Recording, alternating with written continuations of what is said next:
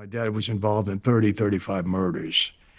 Now, he never admitted that to me about anyone in particular. He was indicted for one murder, and he was acquitted in that case, found not guilty. But my dad he was a tough guy. There's no question.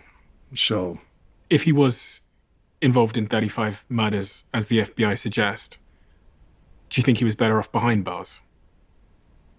What I'm getting at here really is, if they framed him, was it a net benefit to society that they framed him? Well, Steve, let me, I know this is going to be a tough one, but let me tell you how I think. The right and just side of me, the legally just side of me, says that the government is never allowed to break the law, to uphold the law. Because if you allow that to happen, then it falls into monarchy and people are not protected. Because if they do it against Sonny Franzese, they can do it against anybody. So I believe strictly the government has enough tools and weapons to get people the right way. And they do 96, 97% of the time. They shouldn't be allowed to violate the law, to go after a criminal. That's my feeling on it. Now, another thing is this. People think when we take an oath, the oath of omerta, it's an oath to stay silent. It's not an oath to lie, steal, cheat, and kill. Does that happen as part of that light? Yes. But we're told straight out. Now, try to understand the thinking here. You come into that life, you're told straight out. We have rules. You don't ever violate another man's wife, daughter, sister, girl, never. That'll cause you to die. During my era, we weren't allowed to deal with drugs. You deal with drugs, you get caught, you die. You maybe do some other things, you're not honest with people, you disrespect somebody, you hit another made guy, you die. Now, we understand that, and they tell you, your best friend may be the one that pulls the trigger because the life comes before anything. That's it. You don't violate the rules. That's how we maintain control in this life. That's how we existed for 100 years, and that's how it's going to stay. So now you're saying, okay, we all agreed to this. We all admitted it. If one of us decides to violate the policy of the law and we get caught, well, we understand the consequences. So that's how I looked at it, and that's how I justified it. Now, does that say you can go out and start to do random killings? No. If the boss tells you to go kill somebody because he doesn't like him and you do it, that's not right. But if we kill our own, and you hear a lot of times, well, we only kill our own. Well, we don't only kill our own. But if we only kill our own, knowing that we made that choice, well then, okay, I kind of get it in a way. Even though murder is murder and it's a crime and it's sinful, and I understand that. But that's how you justify it. But it wasn't the case that you only killed your own. Well, for some of us it was, and for others it was not. And I've seen both sides of that. You've never talked about having to kill someone, have you? No. Why is that? It's just not a subject I care to get into, Listen, I like to be as honest as I possibly can because I am a Christian and you don't want to lie to people, but it's not something I want to talk about. I was wondering, because when I read that, I thought maybe it's because, there's might be legal retribution. Maybe it's because, it's not nice for people to hear about. Maybe it's because there's still some kind of rule where you can't say anything. But I wondered why.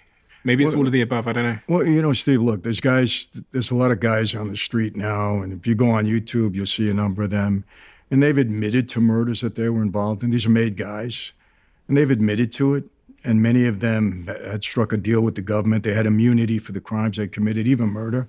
I mean, the government give you immunity for murder if you want to, if they want you to cooperate and help them out. It's amazing, but they'll do it. And so they have immunity. They could talk about their crimes. I didn't cooperate to that level at all. I don't have immunity for anything that I've done in the past, And listen, our laws here in the United States, if you were standing next to somebody when they murdered somebody else, you're there, you could be charged for murder the same way to them. So, I'm not saying I ever was in that position. I'm just saying that's the law.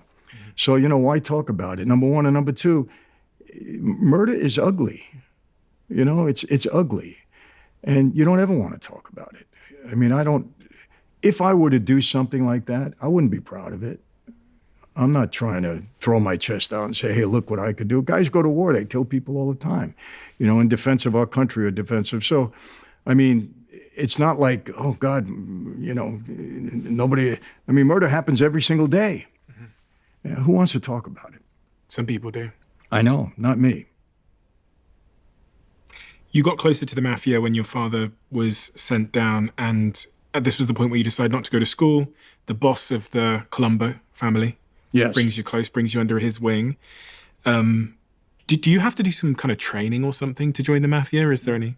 Oh, you do? Oh, yeah. Well, when you come into, here's what happened. I leave there. A captain in the family picked me up and took me to see the boss. Now, unfortunately, Joe Colombo was assassinated.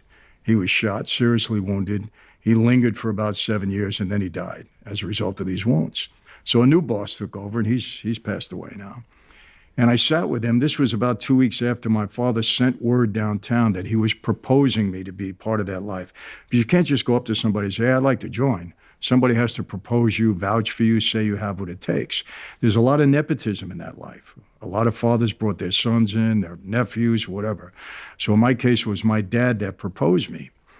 And so I sat with the boss, and he said to me, here's the deal. You want to become a member of our life. Your father sent the message. Is that true? And I said, yes. He said, well, here's the deal. From now on, 24 hours a day, 7 days a week, you're on call to serve this family, the Colombo family. That means if your mother is sick and she's dying, you're at her bedside, we call you to service, you leave your mother, you come and serve us. From now on, we're number one in your life before anything and everything. When and if we feel you've deserved this privilege, this honor to become a member, we'll let you know. That's it. And do you accept that? And I said, yes, I do. And so for the next 2.5 years, I was in like a recruit pledge period where I had to do anything and everything I was told to do, prove myself worthy. Could have been something very menial, a lot of discipline in that life, a lot of authority, a lot of alleged respect. You had a meeting at 8 o'clock, you weren't there at 7:30, you were late. You can never be late in that life. I don't care what the situation is. You had a meeting at 8 o'clock. If there was traffic and you were concerned, come the night before and sleep in the car. Can never be late, no excuses. Drive the boss to a meeting, sit in the car 3, 4, 5 hours. God forbid you leave, you go to the restroom, get a newspaper. He comes out, you're not there. Oh my gosh, we could have had trouble. You were the getaway driver, you weren't there. I know I did that once and I paid the price, for it. That's very serious stuff. You paid the price? Well, paid the price. In other words, I got a real good tongue lashing. I'll tell you, just stuff like that. They kind of put you on the shelf for 2 weeks, to make you understand the seriousness of what you did so you never do it again. You never repeat your mistakes in that life. If you're smart, if you want to, number one, want to survive, and number two, you want to move up. You never repeat your mistakes. So, things like that. And then look, I'm going to be honest with you, as honest as I possibly can. It's a violent life at times. If you're part of the life in some shape or form, you're part of the violence.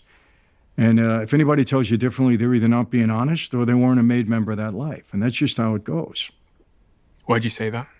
Because you said the menial, and then you said it's a violent life. Are you saying that in that sort of probationary 2 years, you had to do both of those things? You had to be involved in the violence and do the menial stuff? Let's put it this way. They got to have enough faith in you that you can be capable of doing whatever it is they tell you to do. They have to understand that and feel that, because if they don't feel that, you're not going anywhere. That's it. So during that time, you're going to be tested. And you were tested? Yeah. When they made you pledge that if your mother was dying and you were at her bedside and they called you and asked you to do something, you'd leave, would you have left if your mother was dying? Back then, I might have. I was a play-by-the-rule guy. I was very fortunate in that I had a great teacher in my dad. He was a student and master of the life. And I was like a sponge. I absorbed whatever my dad told me. I listened. And, some of the things that he told me were right. So I might have at the time. I'm going to be honest with you. I don't know. It would have to depend on what's happening at that moment. But, I was so indoctrinated into that life at some point. It's who I was. Sounds a bit like a cult, in a way. Yeah, it's cult-like, I guess, in a way. We didn't do silly things, you know. We wouldn't have rituals and ceremonies other than that Sounds that like the one. Yeah. Other than like- that one, nothing after that. But What did it teach you about people skills? Because you're around these bosses, these very talented men. You're seeing how they conduct themselves, do business, influence people, win friends. What did that phase of your life teach you about how to be a motivator / manipulator of people? yeah, it taught me well. I think I got it. You know, there's kind of two levels in that life. You're either a racketeer or you're a gangster. What's the difference? I'll tell you the difference.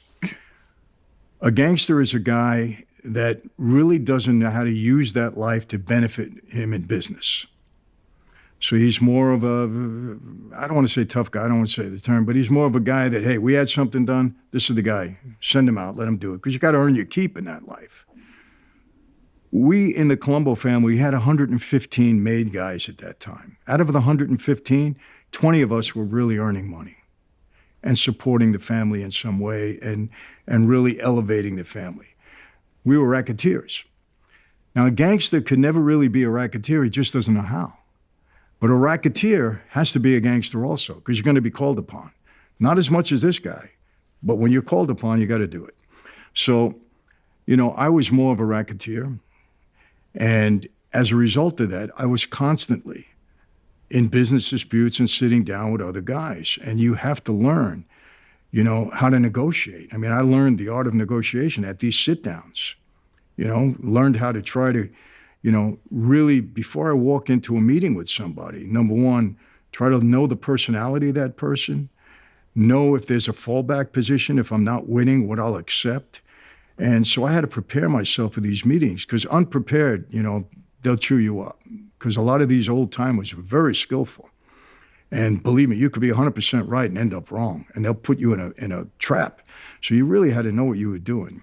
And so my people skills in that regard, as far as negotiating and identifying a true leader, were really honed to a high degree, because I came out on top many, many times.